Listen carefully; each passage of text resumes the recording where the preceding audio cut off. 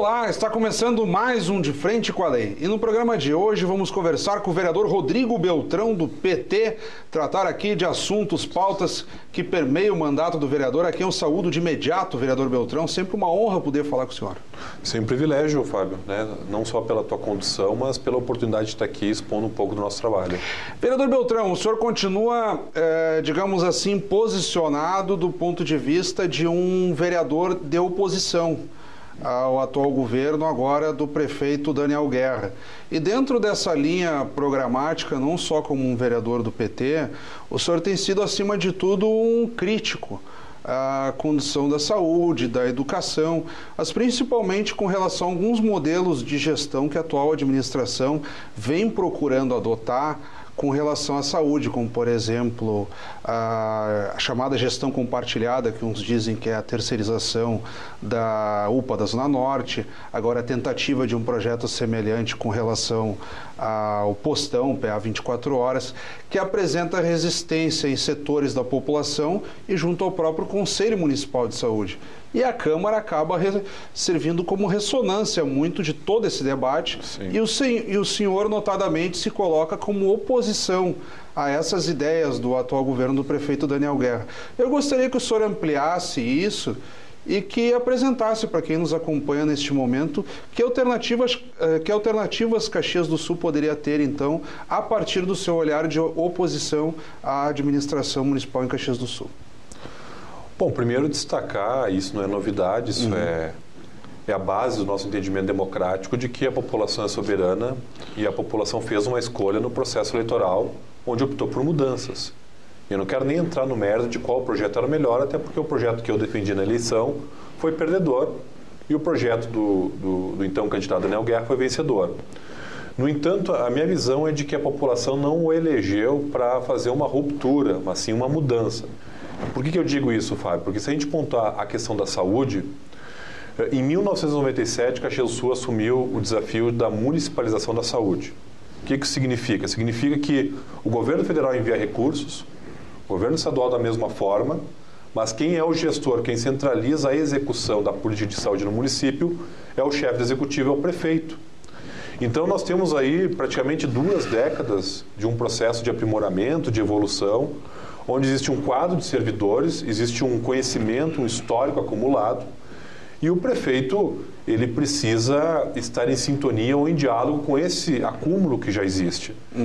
Então, por exemplo, se a gente pegar e for consultar a população, o que a população vai dizer? Olha, eu quero que o postão funcione, não interessa se é público, se é privado, enfim. Obviamente que a população, o cidadão que trabalha 8 horas por dia, que não convive com os dilemas, com os problemas do SUS, ele tem uma opinião limitada e que deve ser captada. No entanto, quando a gente vai pormenorizar os detalhes da saúde, vai se ver, por exemplo, nós temos lá no postão profissionais de uma estatura, de um acúmulo de 20 anos de trabalho, de conhecimento, de aprimoramento, de cursos, ou seja, são profissionais qualificados e que se está tendo problema lá da superlotação, da demora no atendimento, é porque lá na base, na atenção básica da saúde, está faltando pediatra, está faltando clínico de geral na unidade básica de saúde, sem falar que no próprio postão faltam médicos.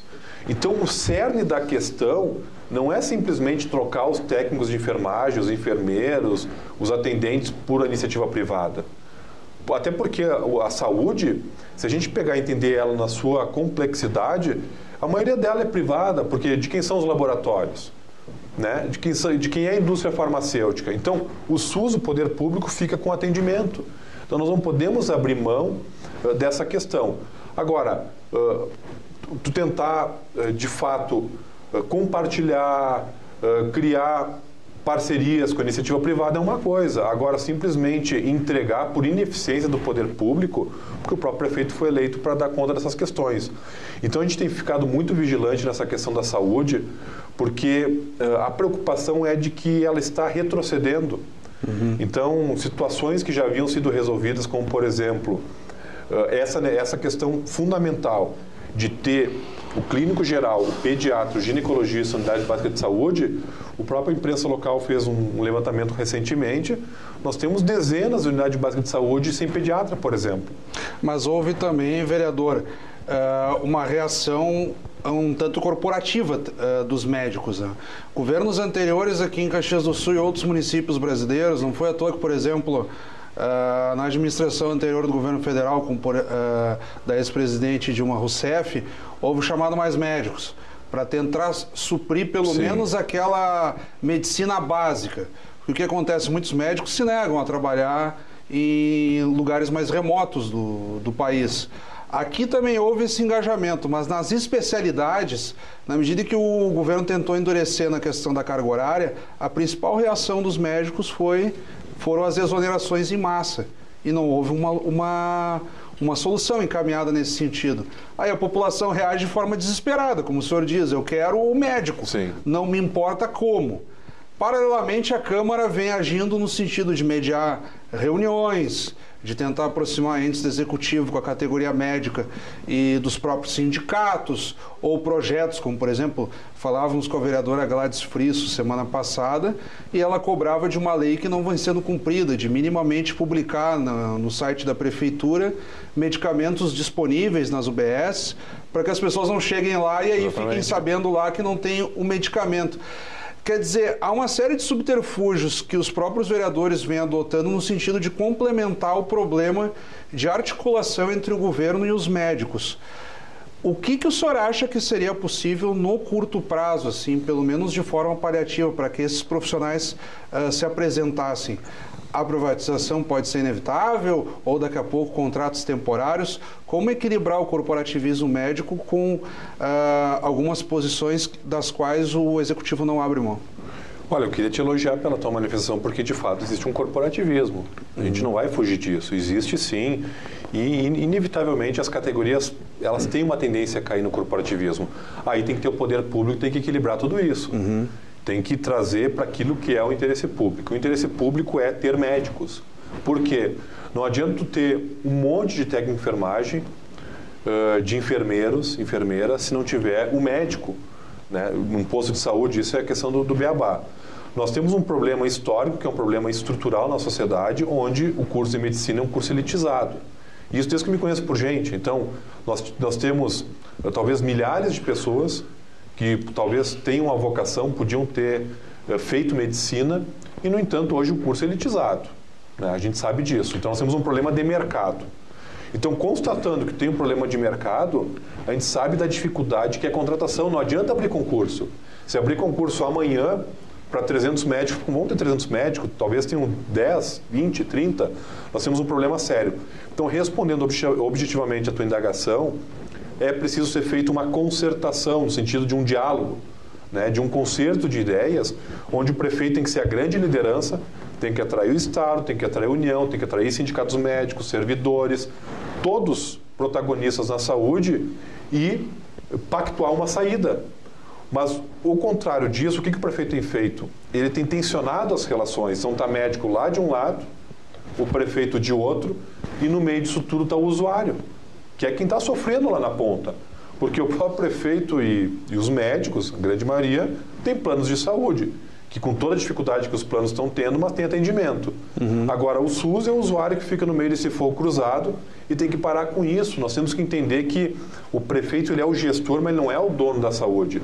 Como eu falei nisso na minha fala, existe um histórico, existem profissionais que têm um amplo conhecimento e nós temos que nos usar de tudo isso, sabendo que o interesse público tem que ser o foco. Então, inclusive, vereador de oposição, que passa toda a sessão gritando aqui, tem que estar junto nessa ideia, que é unir forças para achar uma saída. Não tem solução mágica, é mesa, muita conversa e todos imbuídos de um sentimento que é o interesse público que está em jogo. Outra pauta que tem chamado muito atenção no contexto municipal, e o senhor parece também envolvido, chama-se a Maesa. A Maesa, que também nós viemos tratando aqui em alguns programas, inclusive a Frente Parlamentar Maesa Nossa, presidida pelo vereador Rafael Bueno, e também tem se tornado um grande debate da casa no sentido da ocupação daquela área lá na Plácido de Castro, de mais de 52 mil metros quadrados, que o município até agora não teve uma ocupação efetiva. Exatamente. Há setores lá da Guarda Municipal, de algumas secretarias, mas fins culturais, como mercado público, feiras e tal. O senhor é um grande militante das chamadas feiras ecológicas, produtos orgânicos. Isso não tem acontecido.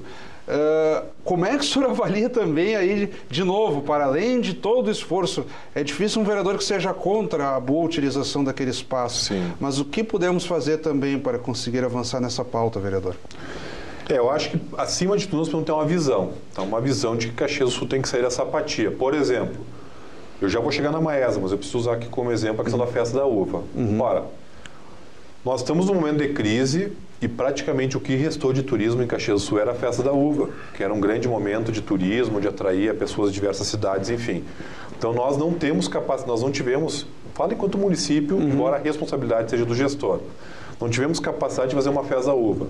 Se promete agora uma festa da uva para o ano que vem, né? Então, quer dizer, nós precisamos ter uma visão de que a ocupação da Maesa, o incentivo às manifestações culturais, essa vida da cidade, ela é importante. Isso para a economia e para o próprio processo cultural da cidade. Então, qual o município hoje que tem uma área como Caxias tem da Maesa, um local nobre, central, plano e com toda aquela dimensão para ser ocupada? Então, quer dizer, nós temos um problema bom no colo do município. E o município tem que, no mínimo, cumprir aquilo que é a lei estadual, que prevê prazos. Então, quer dizer, o município, ainda na gestão anterior, protocolou um plano de execução, um plano de ocupação. Agora, cabe a essa gestão executar esse plano. Não tem muito o que conversar, tem que tomar iniciativas. Se não tem dinheiro para reformar, tem que captar esse recurso. Nós não podemos lá ter um prédio nobre, né, com todas as características que tem a Maesa, podendo servir para acomodar todas essas manifestações culturais e também de incentivo econômico, talvez até cortar aluguéis que o município hoje paga indevidamente com imóveis locados, fazer daquilo um grande centro, né, de Caxias do Sul. E, infelizmente, o município falta iniciativa. Parece que é um governo já que está cansado, né? Esse seria um formato público-privado, vereador? Porque, assim, todos os movimentos políticos começou lá com o ex-governador Darcio Genro, finalizou com o atual governador José Ivo Sartori. Enfim, o grande engendramento político de articulação entre município e Estado, que iniciou lá na União das Associações de Bairros, com a intermediação da Câmara de Vereadores, aí pelos mais diversos parlamentares da Casa, isso já foi feito, como o senhor disse, tem que ocupar. Então, o município agora faria o quê? Uma parceria público-privada, talvez seria o caminho? Por onde que passa isso? Uma concessão? Porque parece que não há fôlego, digamos assim, a querer músculo para o município Sim. tomar a frente e fazer os investimentos até de recuperação do espaço, tornar apto, né? O município tem que quebrar a inércia, se não tem força nesse momento, e quando eu falo força é capacidade econômica de ocupar todo o prédio, tem que ter um plano para, no mínimo, parcialmente recuperar o prédio.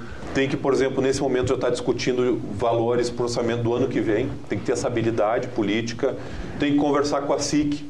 E não falo só de empresários de Caxias, tem que ver quem tem condições de investir, ou seja, tem que exercer a liderança. E não é a Câmara, claro, tem feito movimentos nesse sentido de pressionar, mas é o Executivo que tem que capitanear esse movimento. Vereador Beltrão, deixei passar um minutinho ainda aí, para não interromper o seu raciocínio, mas eu gostaria que o senhor agora se despedisse, digamos assim, na medida em que aparecerão na tela também os seus contatos, números telefônicos, e-mails, para que quem está nos acompanhando neste momento lhe envie críticas, sugestões ou elogios, o espaço é seu. Certo, eu queria agradecer, né, o espaço, fazer esse diálogo com a comunidade caxiense, colocar os meus canais à disposição. Eu tenho feito um programa que é Beltrão no meu bairro, onde semanalmente nós vamos para um bairro, que já é a função do vereador, mas a gente vai, de uma forma institucional enquanto mandato, recolher as demandas, depois a gente dá retorno para a população. Formaliza mais, né? Exatamente. Muitas ideias que a gente capta da comunidade, a gente apresenta como projeto de lei. Temos projetos que hoje são leis, como, por exemplo, Vigilante 24 Horas e IPTU Verde, que não estão tendo a execução e a fiscalização do município. E que todos então, foram falados aqui já em outras oportunidades. O programa foi muito importante para divulgar essas ideias. Mais uma vez, muito obrigado, vereador. Obrigado, Fábio. Acabamos de conversar, então, com o vereador Rodrigo Beltrão, do PT. Obrigado pela audiência. Até o nosso próximo encontro.